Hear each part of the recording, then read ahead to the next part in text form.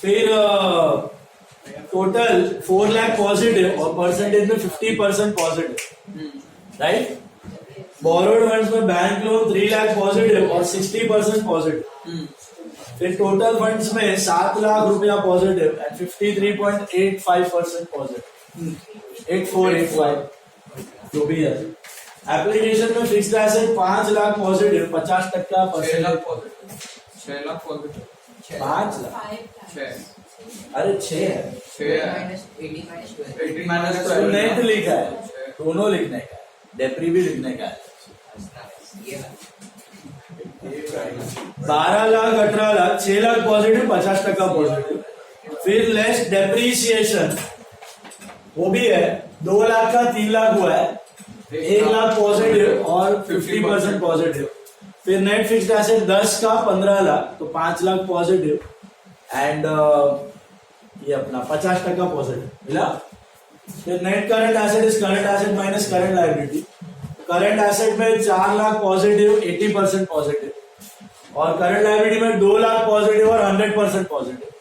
और net current asset में वो भी नहीं लिखा, नेट करंट एसेट में 2 लाख पॉजिटिव और सॉरी 3 लाख पॉजिटिव और 5 lakh positive, 2 lakh positive, 66.66%। 66.66%। Net working capital, net current asset is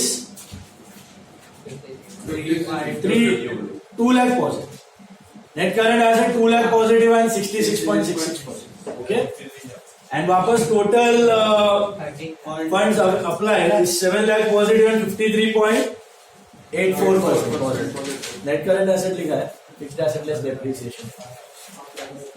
चलो take out standard textbook, all of you standard textbook ले लो। Objectives we have to discuss quick. हाँ ये 27 सम आपका homework है, 27 सम आपका होमवर्क है, आराम से करना घर पे। इसमें कमेंट वमेंट कुछ इंपॉर्टेंट नहीं है, खाली कंपैरेटिव में बनाने का, कन्वर्ट करना। 27 that some is for okay, that's it. इसमें से इतना किया, मोर देन इनफ। वर्टिकल में से मोस्टली ये चैप्टर ऑप्शन में रहेगा, फिर भी सेफ साइड के लिए 4 में से 3 आना चाहिए। अब याद है मैंने बोला था, कौन से 4? डेप्थ, वर्टिकल, शेयर्स और कंप्यूटर। इन 4 में से कोई भी 3 परफेक्टली करके जा। तो डेप्थ आता है, शेयर्स भी आता है, वर्टिकल अभी किया है आपने, वो भी किया हुआ है अपने सारे सब्स, इतने ही किए, मोर देन इनफ। ये वाले नोट्स के लिए काफी है। उसमें भी वर्टिकल में कंपैरेटिव और कॉमन साइंस वो ज्यादा इम्पोर्टेंट, ओके। एंड अपना कंप्यूटराइज अकाउंट वो तो थियरी है। अगर किसी को शेयर स्टफ लग रहा है तो आप रीड कर सकते हो, अभी वापस डिस्कस कर रहा हूं मैं। नाउ ना standard textbook, all of you have it? Keep one on a bench at least. You have one on a bench? One on a bench you have? Standard textbook. पीछे कहीं 2 है तो एक पास करवा दो, मार्क करना। PDF है तो पीडीएफ ओपन कर लो। उसमें कुछ आंसर्स रॉन्ग है, उसमें कुछ आंसर्स रॉन्ग है। इसके लिए देखो पेज 375, एक page 375, page 375। Now see, first one, gross profit ratio indicates the relationship of gross profit to what? Net sales. Net sales. Current ratio is what? Dash upon current liabilities. Current assets upon current liabilities. Liquid assets is equal to dash upon, liquid assets is equal to dash. Current assets minus stock minus prepaid expense. वो कहीं दिख रहा है option में? नहीं। तो none of these, ये पीछे रॉन्ग दिया है, नन ऑफ दीज है इसका आंसर, ठीक है। Cost of goods sold is equal to dash sales minus gross profit. मालूम है ना ये? Sales minus COGS is GP, sales minus GP COGS. Net profit ratio is equal to operating net profit ratio, ये भी पीछे wrong दिया है, operating ratio दे दिया पीछे।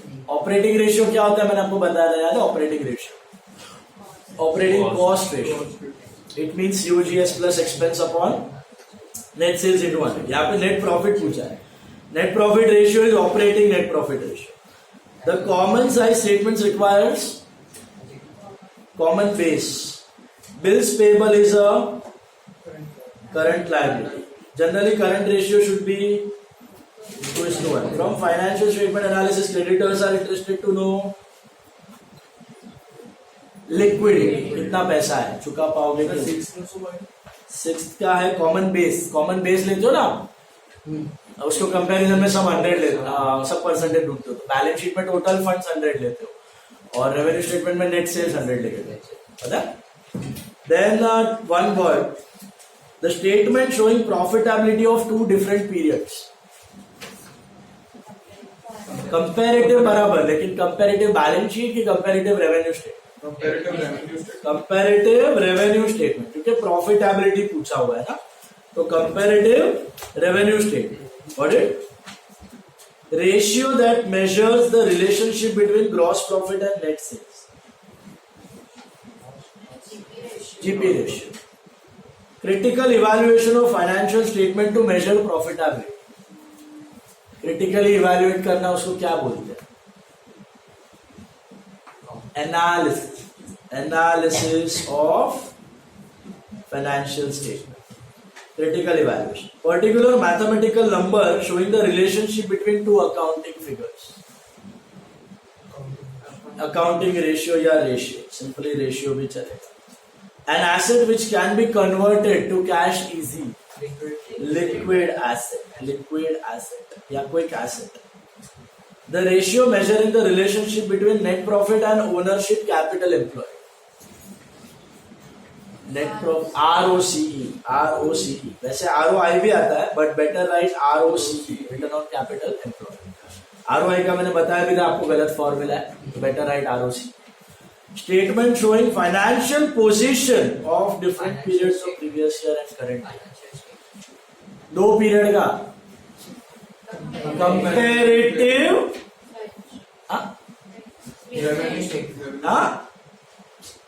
Financial position balance sheet. Comparative balance sheet.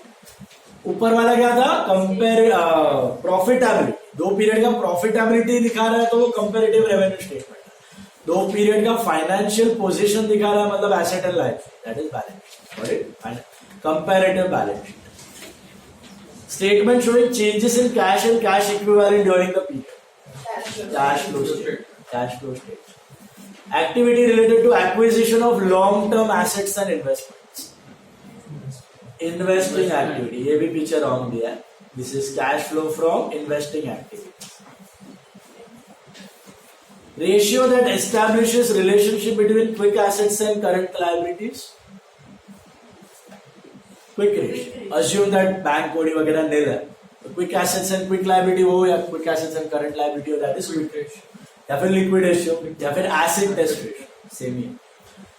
True or false with reason. Reason इसमें एक आध दो पॉइंट का चलेगा. By the way, ये चैप्टर से आपको true or false आने का सवाल नहीं. True or false कैसा होता है? 5 मार्क के लिए 2 आता है. 2.5 मार्क्स पर ट्रू और फॉल्स. आपको 2 पॉइंट रीजन के लिखने पड़ते हैं. और बोर्ड का पैटर्न के हिसाब से, बोर्ड ने दिया है कि ऑब्जेक्टिव का वेटेज जो दिया ना, ऑब्जेक्टिव का वेटेज पर चैप्टर, उसमें खाली एनपीओ और फाइनल अकाउंट्स, इनका ऑब्जेक्टिव्स का वेटेज 4-4 मार्क है. मतलब इनमें से 4 मार्क के ऑब्जेक्टिव आ सकते हैं. दोनों में 4-4 मार्क के आ सकते हैं. बट बाकी सारे चैप्टर का मैक्सिमम वेटेज 2 मार्क ऑब्जेक्टिव, और एक ट्रू और फॉल्स होता है 2.5 मार्क का. तो आपको बाकी कोई चैप्टर में से ट्रू और फॉल्स आने का सवाल नहीं. खाली कहां से आ सकता है, एनपीओ और फाइनल. तो ट्रू और फॉल्स अगर करना है रीजन वाला, तो वो ऐप में रीजंस दिया हुआ है, 1-2 पॉइंट लिख सकते हो आप रीजन के. आएगा, मेरे प्रीलिम में भी आएगा. तो लेकिन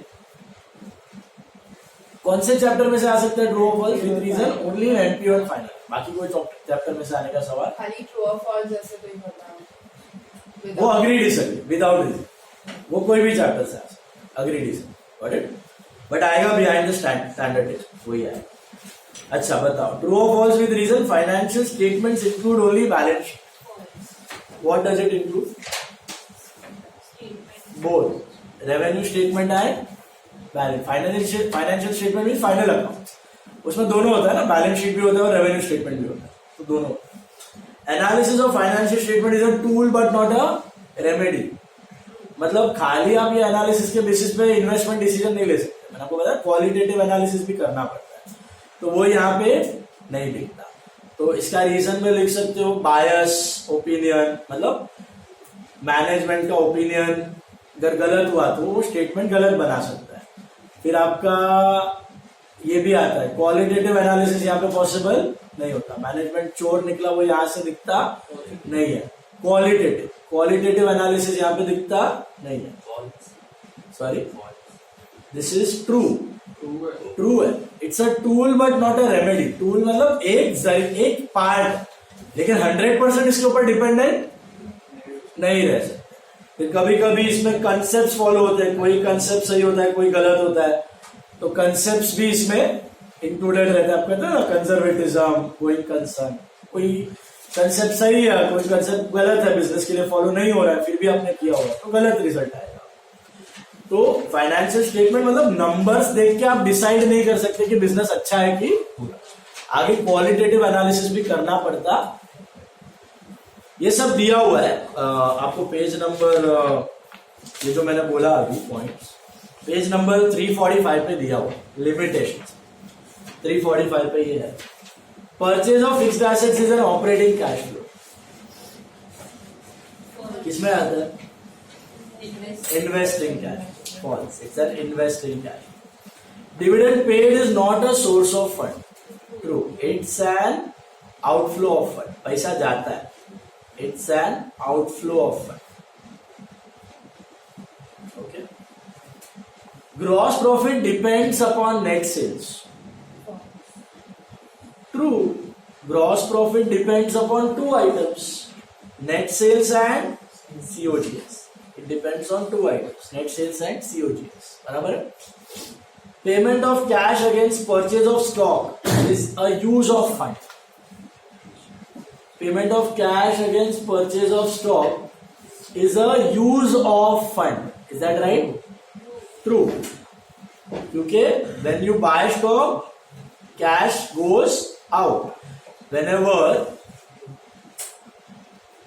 we buy stock it's an outflow of cash it's an outflow of cash it's an outflow of cash use of fund मतलब outflow of cash ratio analysis is useful for inter-firm comparison true इसका reason लिख सकते हो absolute values are not compared absolute values are not compared while comparing firms absolute values are not compared while comparing firms relative values are compared that is ratio relative values are compared short term deposits are considered as cash equivalent true ये मैं बता रहा था यहाँ पे cash equivalent cash equivalent मतलब very short term deposit very small fix deposit liquid fund current account deposit मतलब ये पैसा आप 1-2 दिन में रियलाइज कर सकते हैं ऐसा इसको ये कैश जैसा ही लंबा टाइम नहीं लगेगा पैसा लेने तो इसको बोलते हैं कैश इक्विवेलेंट तो short term deposits are cash equivalent money can be realised in a short period या फिर इतना लिखो can be liquidated in short time can be liquidated in short time can be liquidated in short time can be liquidated in short time activity ratios and turnover ratios are same true activity involves day to day operation activity involves day to day operations activity involves day to day operation so activity and turnover are same मतलब आपका gross profit ratio net profit ratio operating profit ratio ये सब इसको turnover ratios भी बोलते हैं इसको activity ratio day to day activities से कनेक्टेड तो they are same current ratio measures liquidity of the business true it indicates whether company can pay it indicates whether company can pay current liabilities with current assets. It indicates if company can pay current liabilities with current assets. Ratio analysis measures profitability, efficiency and financial soundness of the business. True. उसका reason लिखेगा profitability is measured by income statement and financial soundness by balance sheet. Profitability is measured by income statement and financial soundness by balance sheet. Usually current ratio should be 3:1. 2:1. Excess blockage of funds हो जाता है 3-4 So 2:1. Sir, financial, One sentence. Sorry, what? financial soundness is measured by Balance sheet. Profitability by income statement. Financial soundness by balance sheet. One sentence. Mention 2 objectives of comparative statement. आप एक लिख सकते हो comparative balance sheet या एक लिख सकते हो statement का. Comparative objective क्या है? Number 1 helps to find out increase or decrease in income expense. Helps to find out increase decrease in income expense. And balance sheet क्या मदद करता है? Increase decrease in asset and liability. Helps to find out increase decrease in income expense and helps to find out increase decrease in assets and liability. State 3 examples of cash inflows. यहां पर है क्या 3 example of cash inflow. क्या लिख सकते हैं? क्या plus किया है ना वो इनफ्लो है, माइनस किया वो आउटफ्लो है, कोई लिखना है. डिक्रीज इन डेटर या current asset, decrease in current asset और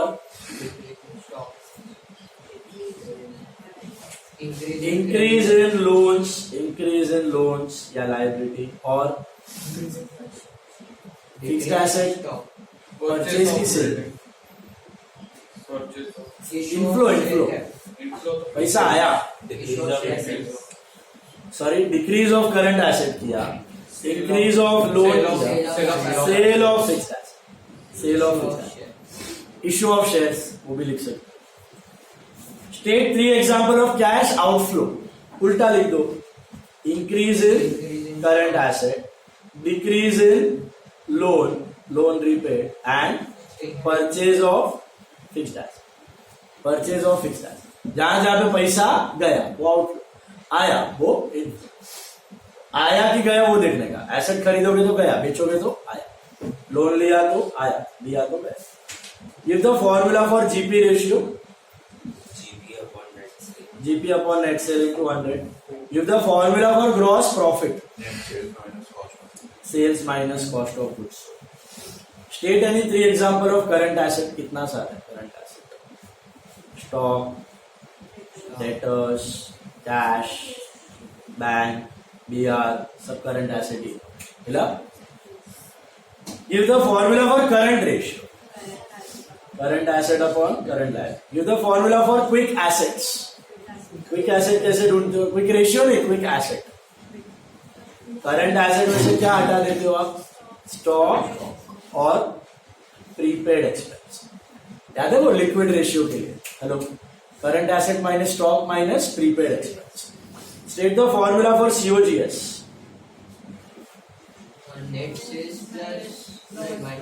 sales minus GP. Sales minus GP या एक और है, याद है वो बड़ा वाला, opening stock plus purchase plus direct expense minus closing. वही है, opening plus purchase plus direct expense minus closing. ये लास्ट वाला आपको नहीं है बट पूछ लिया है क्वेश्चन में. What is the formula for average stock? Any guess? Average opening stock plus closing stock upon 2. Opening plus closing upon 2. Okay, ये स्टॉक टर्नओवर रेशियो में काम आता है बट आपके पास स्टॉक टर्नओवर रेशियो नहीं. Opening plus closing upon 2, that is average stock. लिख देना. That's it. इतना इसका है वर्टिकल का. अभी कंप्यूटराइज्ड अकाउंटिंग पे आ जाओ. पेज 381. Page 381 computerised accounting. उसमें मैंने मार्किंग दिए थे दिवाली से पहले, वो रीड करने हैं सब अगर आप शेयर्स नहीं करने वाले तो. पहला concept of computerised accounting tick करो, फीचर्स टिक करो, पीछे इंपॉर्टेंस टिक करो, right side components hardware software company personnel tick करो.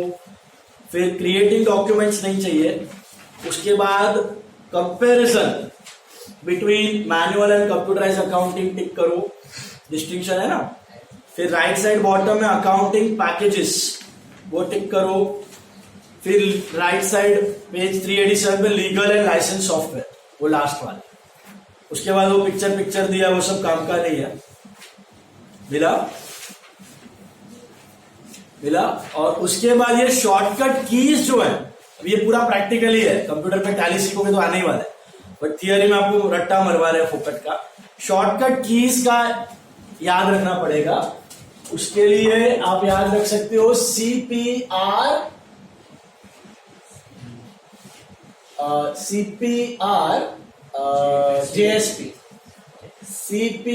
JSP, that is the short form, CPR JSP। ये F4 से F9 चालू होता है, F4, F5, F6, F7, F8, F9, CPR JSP। What is CPR JSP? C stands for contract, P stands for payment, R for receipt, J for journal, S for sales and P for purchase। ये आप keyboard पे tally पे जब काम करोगे तो Windows open करनी है ना सब्सिडरी बुक्स की, तो ये सीधा शॉर्टकट कीज आप डाल। ऐसे भी आप एरो कीज यूज करके और एंटर दबा के भी कर सकते हो, बट फोकट का रट्टा मरवा रहे। स्टैंडर्ड टेक्स्ट बुक में तो आ सकता है। और कैसा है, बोर्ड्स में एक ऑब्जेक्टिव 1 मार्क का तो आता और आता ही ये चैप्टर, ऑब्जेक्टिव के लिए करना पड़ेगा। CPR JSP याद रहेगा। चलो, objectives. Primary document for recording all transactions in tally is voucher. Okay, ये सब आप टैली का कोर्स करोगे तो आ जाएगा practical. Displays the balance day wise for a selected voucher day book. Fixed deposit comes under investment. One word, details of bills receivable are maintained in this record. Sundry debtor, tally में sundry debtor के head में दिखता है। Tally software is classified into this category, इसको mercantile बोलते हैं, mercantile category. Okay, mercantile मतलब entrepreneur, business की। शॉर्ट की यूज्ड टू सेव और एक्सेप्ट इंफॉर्मेशन, कंट्रोल प्लस ए, एक्सेप्ट का शॉर्ट फॉर्म है। जब आप एंट्री करोगे, किसी ने टैली किया तो यस नो पूछता है लास्ट में, तो कंट्रोल प्लस ए में सीधा एक्सेप्ट हो जाता है। It is a damaged software, cracked and nearly fully functional, pirated software, pirated. Process by which all calculations are automatically done by the accounting software, automation. True और false, Alt plus D is the short key for deleting a voucher. True. Alt plus D is to delete. True. इसमें reason में क्या लिखना है,